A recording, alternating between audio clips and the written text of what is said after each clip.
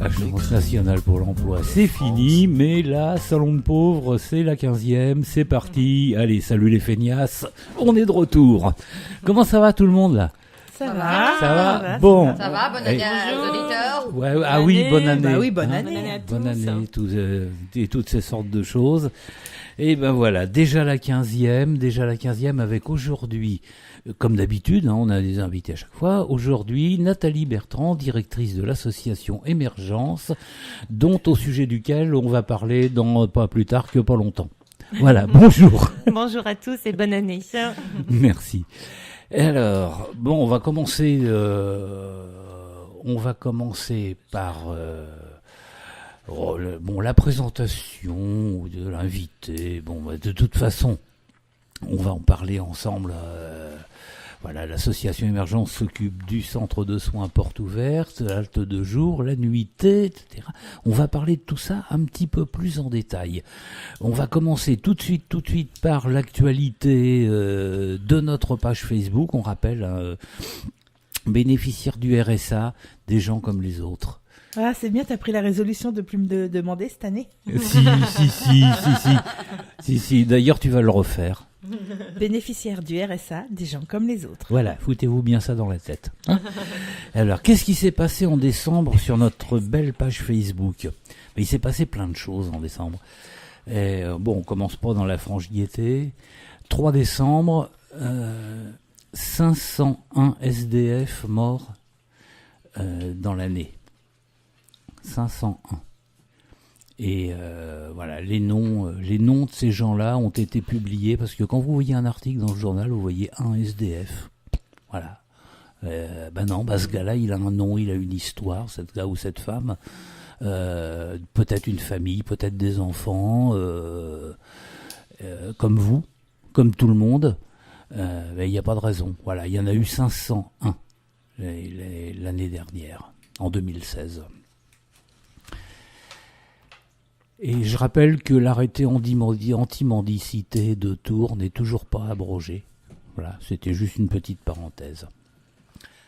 5 décembre, le revenu de base. Alors le revenu de base, c'était un petit peu une version light du revenu universel cher à un ancien candidat à la présidence de la République, qui s'est un peu pris les pieds dans le tapis. Et ce revenu de base, il est testé actuellement dans 8 départements. Alors on garde un œil là-dessus. Et puis, dès qu'on aura des choses, des stats, des points de vue, on vous les donnera. Je crois qu'on en a un petit peu parlé avec Vincent Louot à la dernière émission. Ouais. Mais il nous a confirmé que ce qu'on savait déjà d'ailleurs, c'est que c'était pas dans les tuyaux du tout pour l'Indre-et-Loire pour le moment. Et on va attendre. Je sais même pas combien de temps dure cette phase de test, parce que c'est à l'essai quand même. Ça va être quelques mois, je suppose, donc on n'aura rien avant l'été, je pense. On verra bien. En tout cas, il y a déjà 8 départements qui ont testé ça. Alors est-ce que c'est un bien ? Est-ce que c'est une façon d'organiser la survie en donnant d'une main ce qu'on retire de l'autre ? Voilà. On jugera sur pièce. Mais on garde un œil dessus. 7 décembre. Alors, 7 décembre, je suis en train de le chercher sur l'ordinateur pour pas dire de bêtises. C'est un fait divers. C'est un fait divers qui s'est passé dans l'Est, en Meurthe-et-Moselle. Un feu mortel dans une maison non chauffée. Et voilà, l'article tiré de la presse quotidienne régionale du coin disait que la victime n'avait pas les ressources nécessaires pour avoir droit à l'électricité ou au gaz. Parce que c'est pas un droit, l'électricité ou au gaz. C'est le seul droit que tu as, c'est de te cailler les miches. Ça, c'est gratuit. Mais voilà, alors effectivement, quand on quand on laisse un certain nombre de situations pourrir, parfois pendant des années et des années, on se retrouve avec des gens qui vivent dans des conditions qui sont absolument épouvantables et qui mettent en jeu leur propre sécurité et par parenthèse aussi la sécurité des voisins. Et voilà, l'article disait d'ailleurs très justement, pendant ce temps, le gouvernement abolit l'ISF. Oui, effectivement. De tels drames résultent surtout de la stigmatisation des pauvres. Rappelons qu'en décembre 2011, environ 6 mois après les déclarations de Laurent Wauquiez, la veille, EDF lui avait coupé l'électricité, il payait plus ses factures, j'en bafouille, depuis quelques mois. Il a donc utilisé des bougies. Bah oui, bah voilà, résultat des courses, un incendie. Voilà. Rappelons d'ailleurs à ce sujet, c'est pas tellement éloigné, parce que j'ai ouï dire qu'il y a un certain nombre de gens qui recevaient de la part de certaines entreprises fournisseurs d'eau des lettres, quand ils ont des impayés, des lettres avec des menaces très claires de coupure. Alors rappelons-leur que ces coupures sont illégales. Ces lettres sont nulles et non avenues. Hein, si vous en recevez une, adressez-vous à une association de consommateurs ou à un avocat ou aux services sociaux qui sont là aussi pour vous donner un petit coup de main. Eh ben non, il n'y aura pas de coupure. Parce qu'il ne peut pas y avoir de coupure, et si jamais il y a coupure, n'hésitez pas à engager une action en justice, et vous serez gagnant au bout du compte. Et il y en a déjà eu plusieurs où les fournisseurs d'eau ont été lourdement condamnés. Voilà, alors ne vous laissez pas impressionner par ce genre de petits courriers. Voilà, c'était la fin de la parenthèse. 10 décembre, qu'est-ce qu'on faisait le 10 décembre? Enfin, on n'était pas directement en studio, ça y est, j'arrive plus à faire défiler le truc sur l'ordinateur, c'est bien. On va voir comme ça. Le 10 décembre, ah oui, le 10 décembre, on en a profité, alors ça, merci Ingrid. On en a profité pour remettre sur la page Facebook, enfin c'est Ingrid qui l'a fait, les adresses de tous les contacts de tous nos invités depuis le début. Alors à la base c'est Marie-Thérèse qui l'a fait, et comme il y avait quelques oublis, j'ai repris le truc et du coup ça fait comme si c'était moi qui l'avais fait, mais à la base c'est Marie-Thérèse. Voilà, toi t'as fait la version longue, quoi, c'est comme le Grand Bleu. Voilà. D'accord, ouais. Bon. Non, mais c'est bien, c'est bien. Donc, vous voyez que c'est utile d'aller sur notre page Facebook. Bénéficiaires du RSA, des gens comme les autres. Bon, on ne la sera jamais. Alors, des nouvelles maintenant, le 13 décembre, des nouvelles de l'association La Table de Jeanne-Marie, qui cherche un local. Et apparemment, d'après ce que j'ai cru lire ce matin même sur les réseaux dits sociaux, le problème n'est toujours pas réglé. Apparemment, la mairie et les autres sont toujours dans les couloirs. Ils n'ont pas encore dû dégérer leur dinde. Et ben voilà, donc ça c'est l'affaire à suivre de l'année. Hein. 20 décembre. Alors là, je résiste pas à l'amalgame le 20 décembre. Bon, il y a un petit peu de mauvaise foi, mais quand même, on s'en lasse pas. 2 nouvelles, le même jour. Hein. La prime de Noël est arrivée. Ah, comme prime de Noël, 150 balles, en gros. Hein. Pourquoi c'est ça? Quelqu'un a le chiffre, là, exact? 154. 154. Oui, pour une personne. Et 228 pour moi, famille monoparentale, seule avec un enfant, c'est 228 comme un couple. Voilà. Deuxième nouvelle le même jour, Édouard Philippe est arrivé aussi, comme la prime de Noël, mais lui il est arrivé en avion de Tokyo, coût 350 000 €. Allez, joyeux Noël les pauvres. 27 décembre. Bah oui. Bon, il suffit de relire le truc. On en a déjà parlé 50 millions de fois. On fête la fin d'année avec la énième annonce de la chasse aux fraudeurs et aux bénéficiaires du RSA, pas ceux qui défiscalisent au Luxembourg ou aux îles Vierges. Non, c'est une fois de plus, voilà. Et 31 décembre, 31 décembre, nous, on a souhaité la bonne année à tout le monde. Alors, il y en a certains d'entre nous qui étaient avec du monde, qui étaient en famille, qu'on fait péter le champ. J'en connais même d'autres qui étaient aux Champs-Élysées, avec des bouteilles en plastique, attention. Ouais. Et d'autres qui étaient pour lesquels c'était pas trop la fête. Alors voilà, c'est à ceux-là qu'on pense en premier, Voilà, et du coup Marie-Thérèse en a profité pour faire une belle rétrospective 2017 qui est toujours consultable sur notre page Facebook. Oh oui, si on le fait. Bénéficiaires du RSA, des gens comme les autres. Tiens, de toute façon, je dois faire les statistiques du groupe, donc tu peux me donner la parole. C'est même plus de la propagande, c'est du bourrage de crâne. Ouais, mais qu'est-ce que c'est ? On a aussi une adresse Twitter ? Alors, le compte Twitter, c'est Salon de Pauvres, tout en attaché, et une adresse mail, salondepauvres@gmail.com. Voilà, alors pour tous les témoignages ou les choses comme ça, n'hésitez pas à nous envoyer des mails. On est toujours en préparation d'une une émission dont on vous parlera un petit peu plus tard. On est toujours en recherche de témoignages au sujet de la médecine, de l'accès aux soins, de l'accès à la médecine et particulièrement des braves médecins qui refusent la CMU. C'est une émission qu'on prépare pour mars. Voilà. Donc, les témoignages sont les bienvenus. Tu nous rappelles l'adresse mail ? salondepauvres@gmail.com. Voilà. Là, on est complet, on est vachement bien. Et maintenant, je vais faire les stats du groupe Facebook. Ah oui ? Bah oui. Mais oui. Alors, sur ce groupe Facebook, nous avons perdu 3 membres au mois de décembre. Nous sommes 362. Alors, il y a plus d'hommes de 35-44 ans et plus de femmes de 45-54 ans.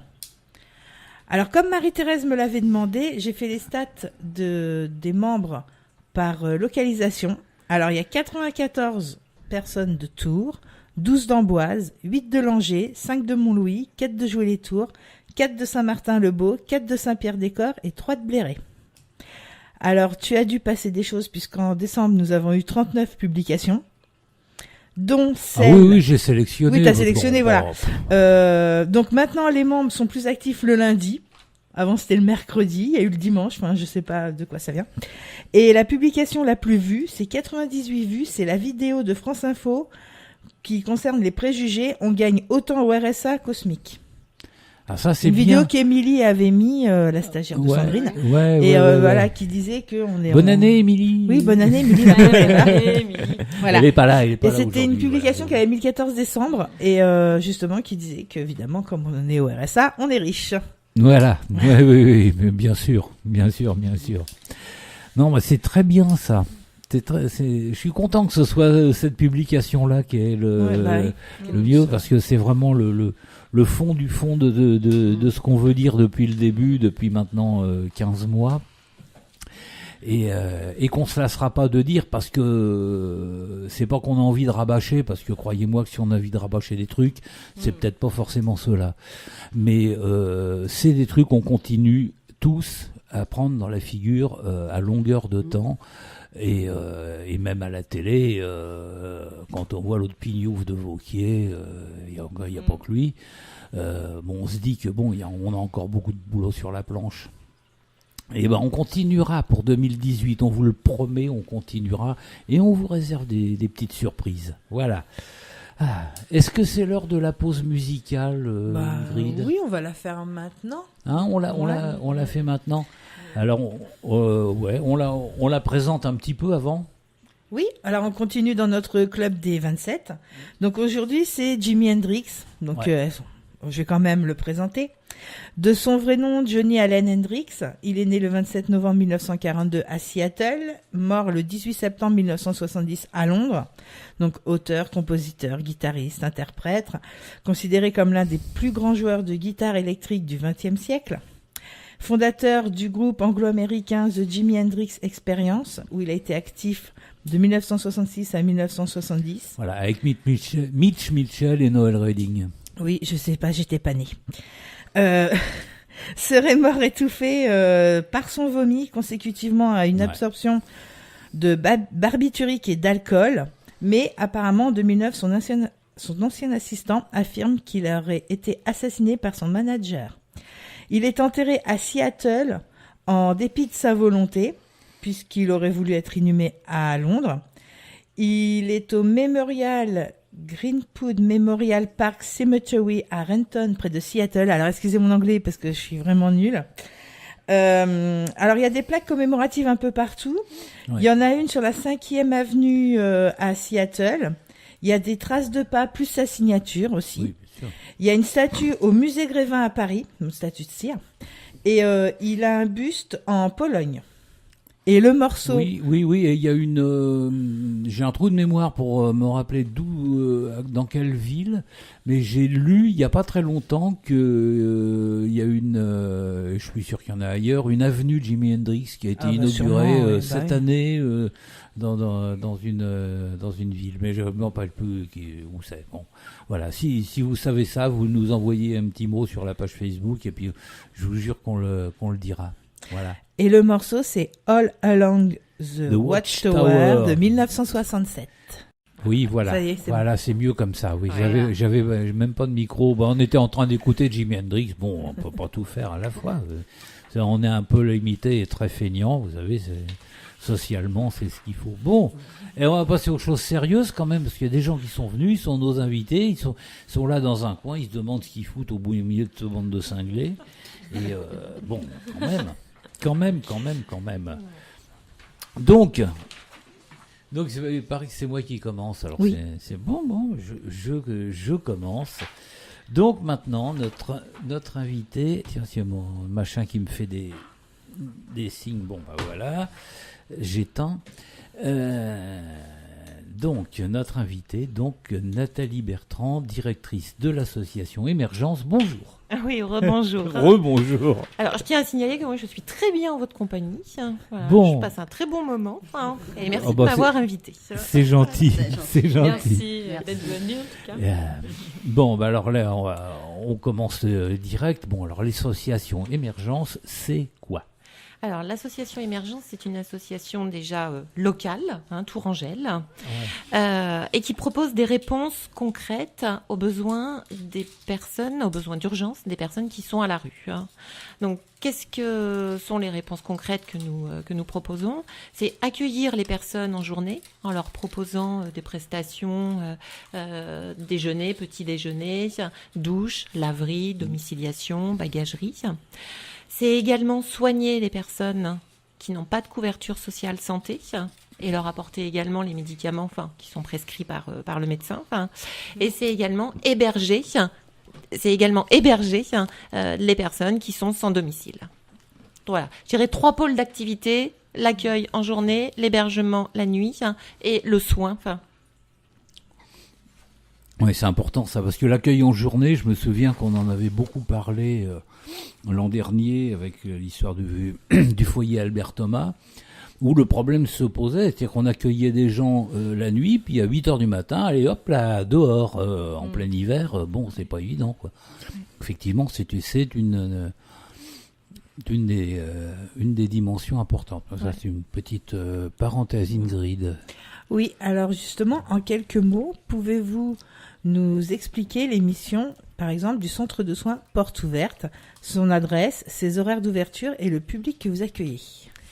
Alors, le centre de soins Porte Ouverte, c'est le pôle médical d'Émergence. Alors, je vais commencer déjà par dire qu'il fonctionne grâce au bénévolat, que ce sont 60 professionnels de santé qui interviennent de façon bénévole dans ce centre. Il est situé au 1 place Anne de Bretagne, on est dans le quartier du Sanitas, au niveau du tram, arrêt Saint-Paul. Et il est ouvert, excusez-moi, je m'entendais plus, il est ouvert du lundi au vendredi de 14h à 16h. Donc, il s'adresse aux personnes qui n'ont pas de couverture de santé, couverture sociale de santé. Il est sans rendez-vous, il fonctionne sans rendez-vous, c'est-à-dire que toute personne peut se présenter à ce centre, donc du lundi au vendredi de 14h à 16h, pour un soin médical. Et il y a quel corps de médecins, justement ? Alors, vous avez donc les généralistes, mais vous avez également des spécialistes. En revanche, pour les consultations de spécialistes, c'est sur rendez-vous. Les spécialistes, il y a l'ophtalmo, il y a le dentiste, il peut y avoir la kinésithérapie, la gynécologie, la dermatologie. Voilà. On essaye de couvrir tous les secteurs, je dirais, médicaux. Des infirmières également, qui sont présentes pour tout ce qui va être pansement, tests sur le diabète, etc. D'accord. Et donc, la même chose en ce qui concerne la halte de jour. Oui. Alors, je vais juste terminer, excusez-moi, sur le centre porte ouverte. Donc, je disais tout à l'heure, c'était pour des personnes qui sont sans couverture maladie.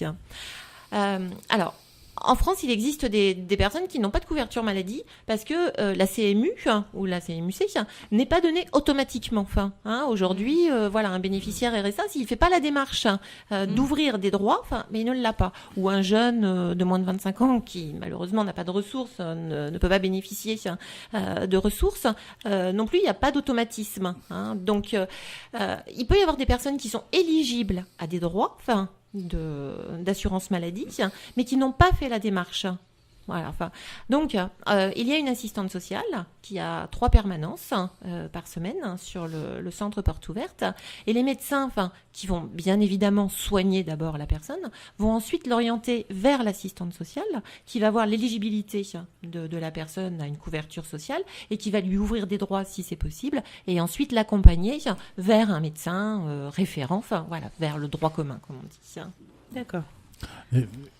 Une petite précision, parce que ça aussi, ça fait partie des choses qu'on répétera jamais assez.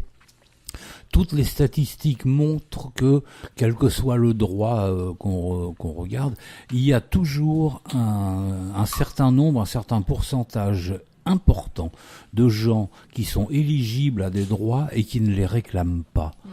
Alors, renseignez-vous et vous verrez que vous avez peut-être droit à un certain nombre de choses, il n'y a aucune raison que vous ne le réclamiez pas. Voilà. D'ailleurs, à ce sujet, pour tout ce qui est donc assurance santé, sur le site de la CPAM, Caisse primaire d'assurance maladie, donc le site c'est amélie.fr, il y a un simulateur à savoir si on peut prétendre à la CMU ou pas. Voilà. Pareil pour la CAF, CAF.fr, il y a un simulateur à savoir si on peut prétendre au RSA ou pas. Donc ça, c'est vrai que c'est intéressant de pouvoir le faire pour en effet savoir si on peut en bénéficier et donc permettre aux personnes de faire la démarche. Voilà, c'est juste une petite parenthèse. Parenthèse importante. Oui, mais bon, après on vous embête plus, on vous laisse faire le truc, il n'y a pas de problème. On finit les chocolats pendant ce temps-là, on vit notre vie, ne vous inquiétez pas. Bon. Donc oui, concernant la halte de jour, du coup, son adresse, ses missions. Oui. Alors, les haltes de jour, comme le disait Alain tout à l'heure, c'est le relais, je dirais, des foyers d'hébergement d'urgence qui ferment le matin vers 8h à peu près et qui rouvriront que le soir. Et en sachant que les personnes qui sortent ne sont pas sûres d'y retourner, puisqu'il y a on va appeler ça un turnover, si j'aime pas spécialement ce terme, 715 ensuite qui va réorienter ça. Mais les haltes de jour donc s'adressent à des personnes qui sont sans domicile, donc aux personnes qui sortent des foyers, mais également aux personnes qui ne vont pas vers les foyers. Alors elles ne vont pas vers les foyers soit parce qu'il n'y a plus de place, ou soit parce que le foyer ne correspond pas. Je ne vais pas rentrer après dans les détails. Qu'est-ce qu'on y trouve sur les accueils de jour ? On y trouve déjà un lieu où se poser, se reposer pour certains, et puis surtout trouver des réponses concrètes, ce que je disais au départ, trouver un petit déjeuner, si on prend la chronologie de la journée, pouvoir se doucher, pouvoir avoir accès à une laverie, laver son linge, c'est important, pouvoir poser ses affaires, une bagagerie, ne pas promener son sac tous les jours, etc., puisque je le rappelle, c'est pour des personnes qui n'ont pas de domicile.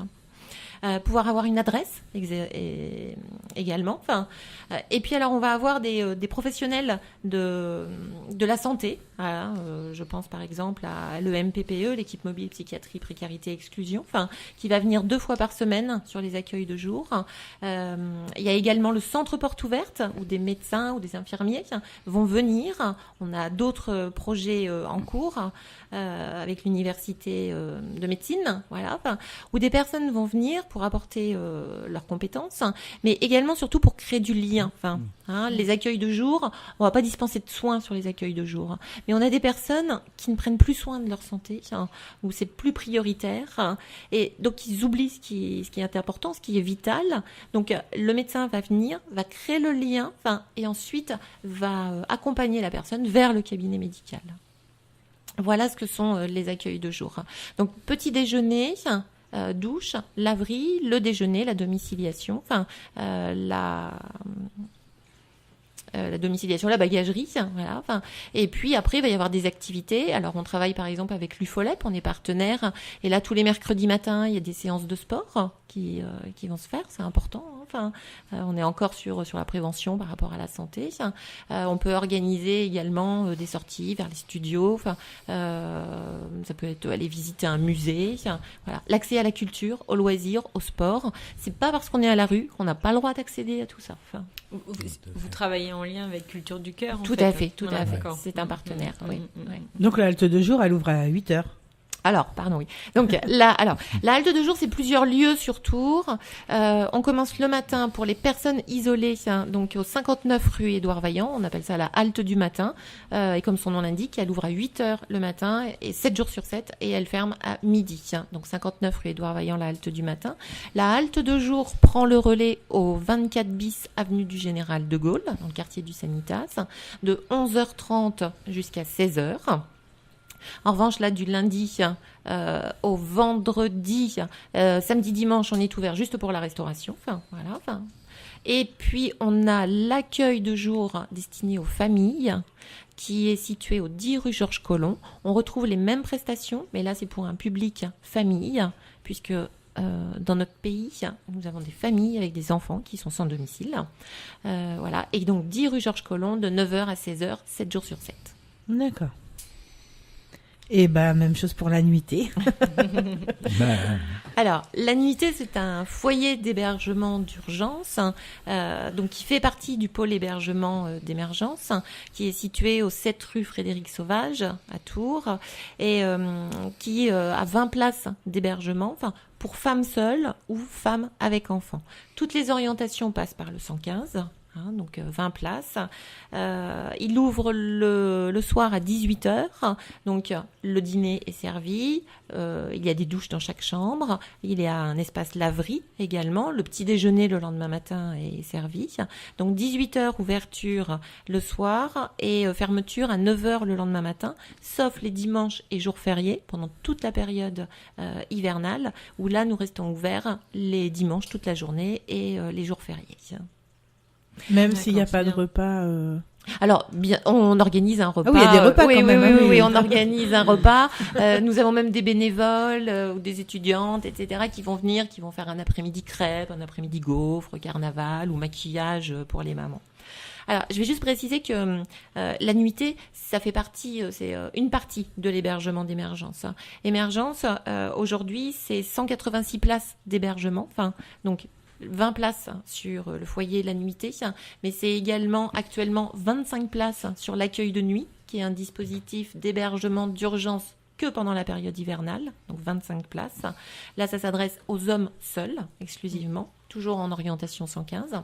Et ensuite, ça va être de l'hébergement sur des logements éclatés, où voilà, on va utiliser l'outil logement pour héberger des personnes. Donc là, on est plus avec un public qui va être plus autonome.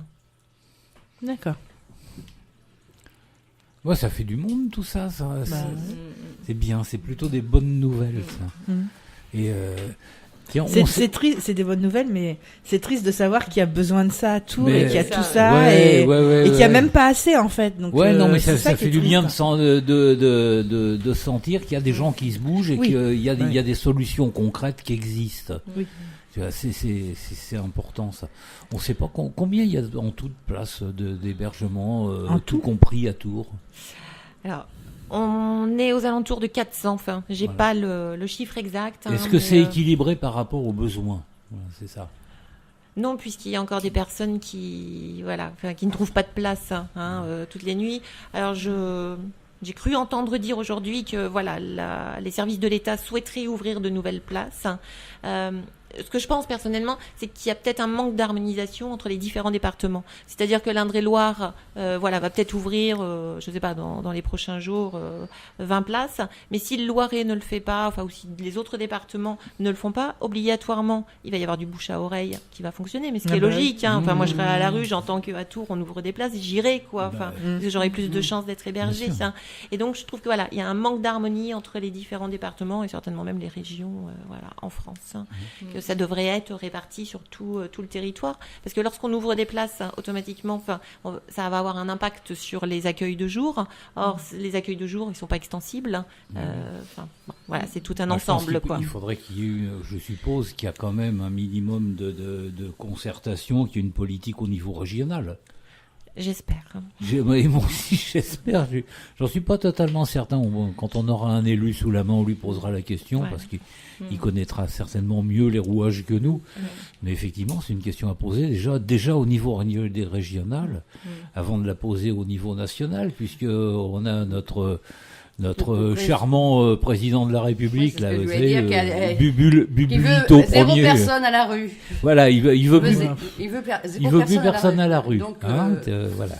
Il y en aura toujours de toute manière, parce qu'il y en a toujours que la rue, pour eux, est plus importante que d'être logé. Mais ça, c'est les méfaits de la communication qui en arrivent à ce que des gens disent absolument n'importe quoi, avec plein de bonnes intentions. Je suis sûr qu'il est sincère, quand il dit ça. Mais effectivement, il est à côté de la place. C'est pas sa planète, c'est pas la chose qu'il vit. Les SDF, il les voit qu'à la télé. Donc bon, voilà. Mais ceci dit, c'est le moment ou jamais, sans lui faire de procès d'intention, mais d'être vigilant, puis de le prendre au pied du mur, en disant maintenant, Coco, t'es là-haut. C'est nous qui t'avons mis là où tu es. Alors ça, tu ne l'oublies pas, et tes promesses, tu vas les tenir. Voilà. Donc, et sinon, pouvez-vous nous faire les statistiques de fréquentation des 3 structures? Oui, alors je vais commencer par les accueils de jour. Donc sur tous les accueils de jour, on a 1800 personnes différentes par an qui fréquentent les accueils. Mais ça peut paraître énorme. En termes de fréquentation, donc une personne peut revenir plusieurs fois. Donc on est sur près de 40 000 accueils sur l'année. Je parle des chiffres là de 2017. En termes de déjeuner, on est à 12 000 repas servis par enfant, ce qui est énorme. On est sur une ville qui est encore à taille humaine. On a été ouvert 365 jours sur l'année 2017. Concernant les soins, ce sont 3600 consultations qui ont été réalisées sur l'année 2017 pour 1500 patients qui sont venus. On voit bien le caractère d'urgence du centre médical, parce que si on divise grossièrement, on voit que la personne revient 2 fois en moyenne. Et puis en termes d'hébergement, alors vu qu'on parlait de la nuitée, je vais donner le chiffre de la nuitée. Donc ce sont 192 personnes qui sont venus à la nuitée, qui ont été hébergés. Alors ensuite, l'hébergement peut durer plusieurs nuits, plusieurs semaines même.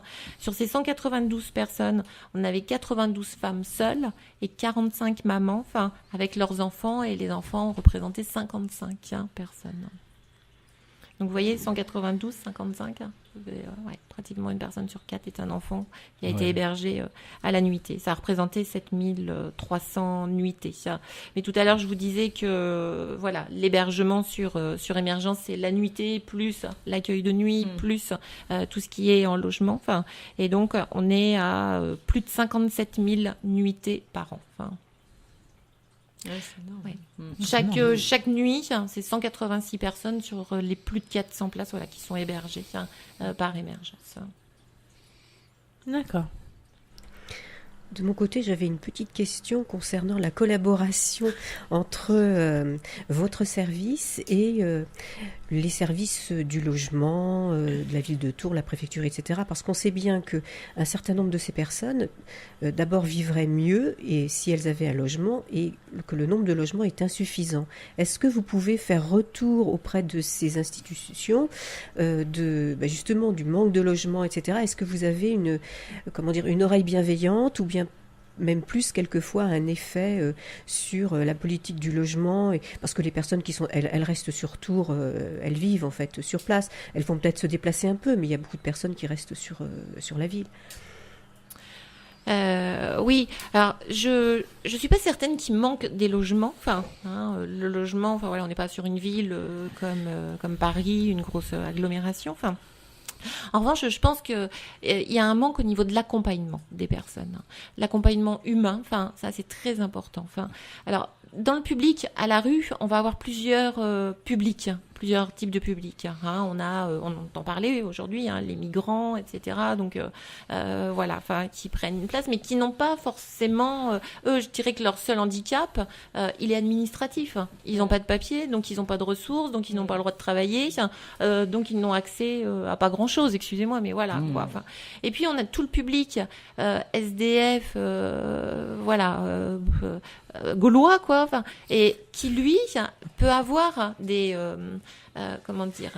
des pathologies, alors des addictions, des troubles de la personnalité, un parcours mais très long à la rue. Moi, je vois des personnes, ça fait 20 ans, plus de 20 ans que je travaille auprès des personnes à la rue, et je vois des personnes qui sont encore là. Alors quelquefois, souvent même, je me remets en cause. Je me dis, mais ça y est, c'est toi qui fais mal ton travail. Qu'est-ce qui se passe? Mais ce sont des personnes qui sont tellement éloignées du logement que le logement n'est pas leur priorité. Vous voyez? Et je pense, on l'expérimente dans un projet qu'on appelle Nemo, qu'on autofinance à Émergence, parce que pour l'instant, on n'a pas trouvé encore l'oreille attentive auprès des financeurs publics. Mais c'est proposer déjà à ces personnes un lieu où elles peuvent venir le soir, où elles se posent, qui est toujours ouvert. Et quel que soit, je dirais, leur état, d'ébriété, etc., on va quand même les accepter. On va les accepter telles qu'elles sont. Voilà. Et puis on va commencer à travailler progressivement. Alors au départ, ça va être sur l'hygiène, ça va être sur la nutrition, ça va être sur le respect des horaires. Et puis petit à petit, on va faire un bout de chemin. Mais alors souvent, ça demande, je pense à quelqu'un là qu'on accompagne depuis 3 ans. Mais c'était quelqu'un qui avait 15 ans de rue derrière lui. Voilà. Si vous voulez, à Émergence, ce que j'essaye de mettre en place, c'est pas mettre une personne dans une case. Vous voyez, la société, elle a prévu plein de cases, etc. Toi, tu vas là, toi, tu rentres dans tel dispositif. Ce qu'on essaye de faire, c'est, on a une personne, et on va créer la case qui lui correspond. Voilà, le dispositif qui lui correspond. Alors c'est compliqué parce que l'État derrière me dit non, ça va pas. Vous voyez, en tous les cas, ça fait 20 ans qu'on se bat, pour les plus démunis, les plus exclus. Alors, est-ce qu'on pourrait imaginer des foyers où il y a un certain nombre de chambres où vous puissiez faire ce travail-là, mais disons des chambres, des espèces de mini-studios, de façon à ce que les gens puissent se poser quelque part. Oui. Parce que le pire, c'est effectivement chaque matin de partir avec son baluchon, puis de revenir, et puis d'être ballotté d'un point à un autre. Les personnes ne peuvent pas se fixer, même d'un point de vue psychologique. Et là, en fait, on pourrait très bien créer ou construire des foyers comme cela avec cet accompagnement, mais où les personnes sachent que ils ont tel studio, mini-studio même, qui leur est alloué, parce que sinon ils sont complètement dans la nature, en fait, complètement perdus. Oui, tout à fait. Alors, je crois que quand les pensions de famille ont été créées, c'était leur objectif. Et puis, le public est tellement difficile qu'on a vite dévié, et puis on a un peu pris la crème du public. Excusez-moi de parler comme ça, mais voilà. Et je suis complètement votre idée. Alors nous, on le fait au niveau d'un appartement où il y a 3 chambres, et voilà. Parce que on est aussi face à des personnes qui, lorsqu'on vit 15 ans à la rue, on est toujours dans le dans le collectif. Voilà, tout le temps. Le SDF, il va pas à la gare par hasard. C'est parce qu'il y a du monde qui trouve des astuces pour se sentir intégré dans notre société. Il vit dans les foyers, donc c'est du collectif. Il est dans les accueils de jour, c'est du collectif, et etc. quoi. Donc lui proposer un logement et le mettre seul dans un logement, je crois que la pire des souffrances, c'est la solitude. Pas seul, mais des foyers, autour d'un certain nombre de petits appartements, mais comme des maisons de vie. Des maisons de vie. Tout à fait, tout à fait. Où il y ait cet accompagnement constant. Tout à fait, oui. C'est-à-dire pas les laisser tout seuls dans la... Bien sûr.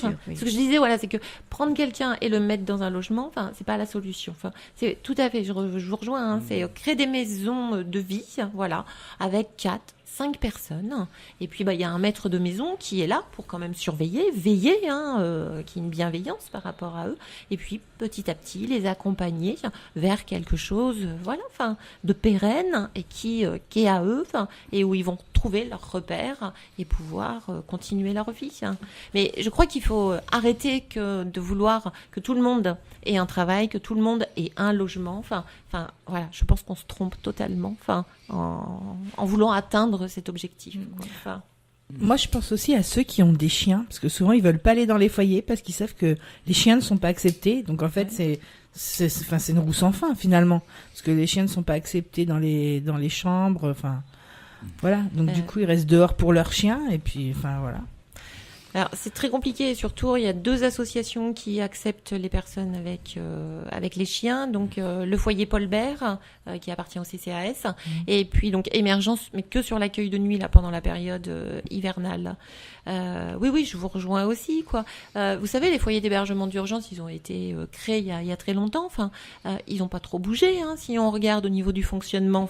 Alors que le public, il a évolué. On n'est plus avec le même public. C'est sûr qu'en 45, il n'y avait pas de punk à chien. Donc, non, mais c'est important qu'on prenne conscience des besoins du public et qu'on adapte les outils. Là, on est en train de faire le contraire. On fait le contraire depuis très longtemps et c'est un peu compliqué pour les personnes, bien évidemment. Sur les accueils de jour, j'ai oublié de le préciser, on a 2 espaces chiens pour pouvoir accueillir les personnes. Alors, le chien n'a pas le droit de rentrer dans les accueils de jour, mais en revanche, il est dans un espace chien en sécurité, le maître peut le voir et tout, Oui, parce que vous parliez aussi tout à l'heure de l'administratif, mais c'est vrai que du coup, il y a de plus en plus besoin d'internet, d'ordinateurs, etc. C'est vrai que des gens qui sont dehors, ils peuvent pas faire les papiers parce qu'ils ont pas de moyens, quoi, pour. Ouais.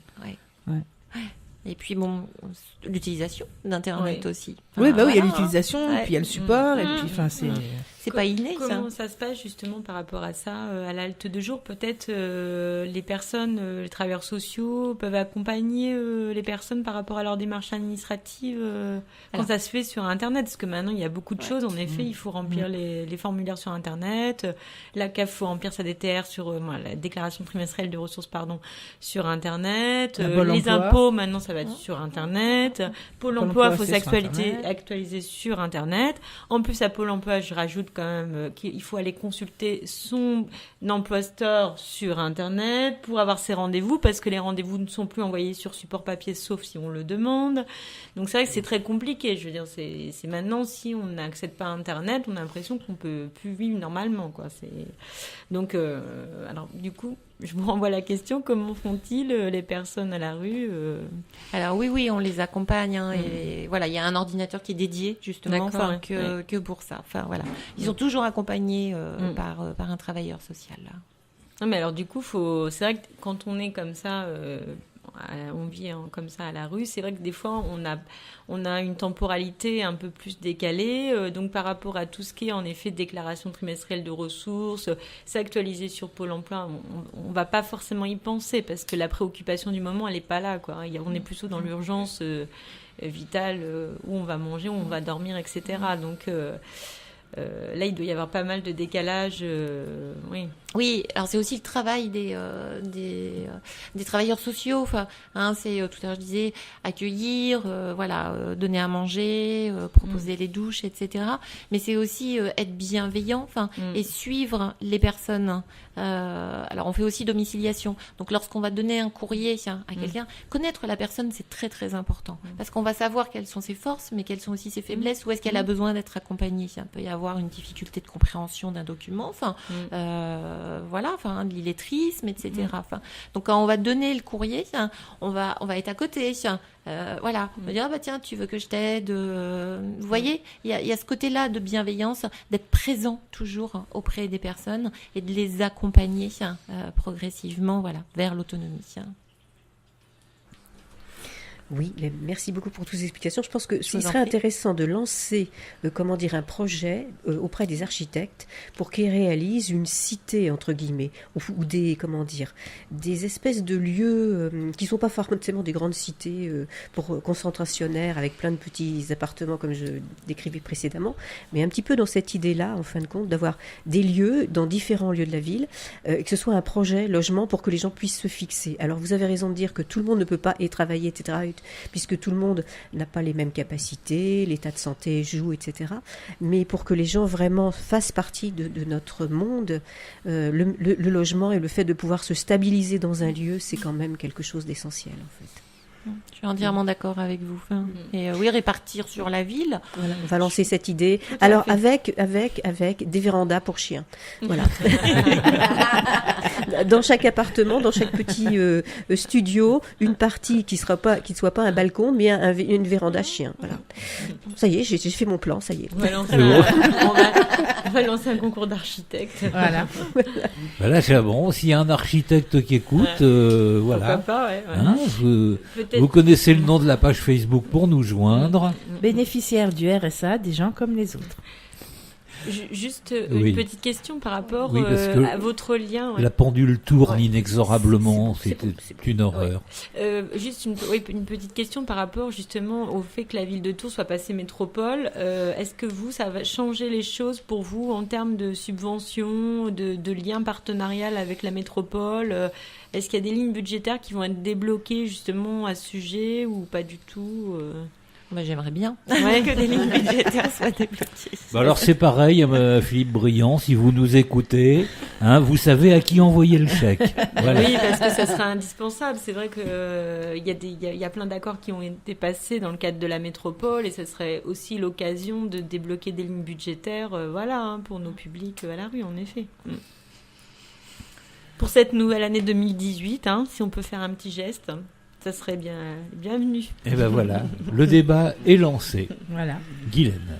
Eh bien, donc, la rubrique Les idées fausses revient après 2 émissions de stand-by, puisqu'on avait des invités qui avaient, tellement de choses à dire qu'ils ont dépassé leur temps. Mais on a les noms. On a les noms, mais on les aime beaucoup. Et donc, moi, je continue avec ma rubrique Les idées fausses pour vous donner vous dire quelques mots sur les quartiers les plus défavorisés. Alors, j'ai quelques chiffres. Vous savez que comme d'habitude, je me penche sur les observations de l'Observatoire des inégalités, qui a publié un rapport 2017 tout à fait excellent et qui note notamment en ce qui concerne les différences de traitement entre les personnes suivant les quartiers, des éléments comme ceux qui suivent. Par exemple, que le taux de pauvreté atteint 42% dans les quartiers en difficulté, contre 16% en moyenne dans les villes qui abritent des quartiers ordinaires, je dirais. Alors, le mot pauvreté, ça signifie qu'en fait, les habitants touchent en moyenne 1073 €. Alors ça, c'était les chiffres de 2012. Il faut savoir que le taux de pauvreté, c'est 964 €. En dessous, on est pauvre. On est pauvre. Voilà. Donc, il y a vraiment des distances très importantes qui séparent les territoires en termes de niveau de vie.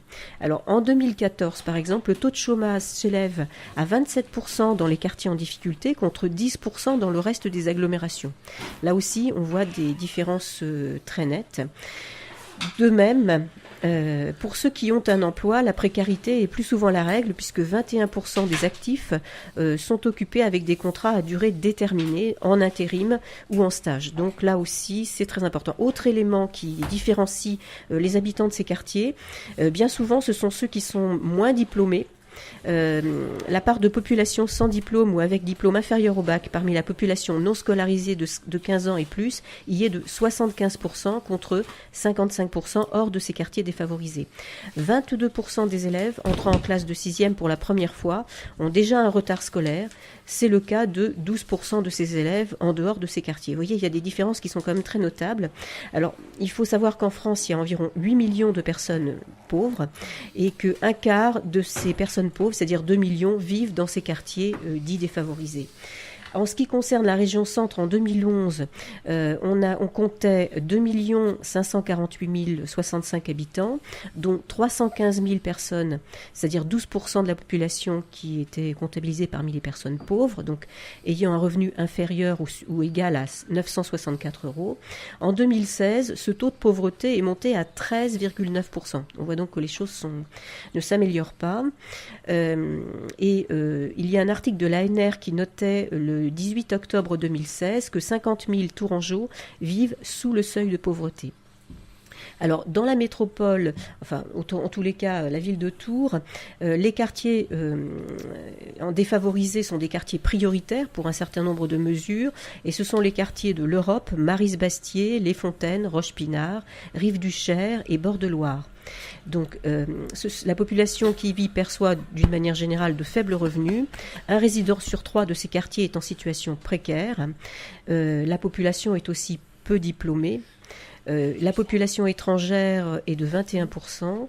Moins de la moitié de la population occupe un emploi. Et on peut dire aussi qu'en Centre-Val de Loire, il y a une surreprésentation des contrats précaires, temps partiel, intérim.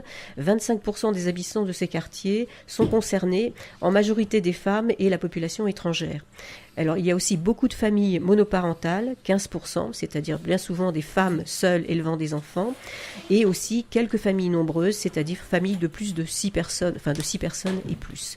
Voilà donc pour ce petit récapitulatif des disparités qu'on peut trouver en fonction des quartiers dans les différentes villes et plus particulièrement aussi à Tours. Je suis étonnée, tu n'as pas dit le Sanitas. Ah oui, il y a le Sanitas aussi, je ne l'ai pas dit? Non. Ah bon. Non. Déjà, tout le monde me regardait. Le Sanitas, non, quand même. non. Si, le Sanitas aussi. Non. Donc, si vous avez des réactions aussi concernant les différences, les disparités d'un quartier à l'autre, faites-nous le savoir sur la page Facebook. Donnez-nous votre sentiment sur votre quartier, ce que vous y vivez, etc. Bénéficiaires du RSA, des gens comme les autres. Ah, hein, vous non plus, vous vous en lasserez jamais. Ben voilà, il est 16h, c'est à peine commencé, c'est déjà fini, ça va vite. C'est vite fait 1 heure. Bon, on dit au revoir et merci à nos invités, à Nathalie Bertrand,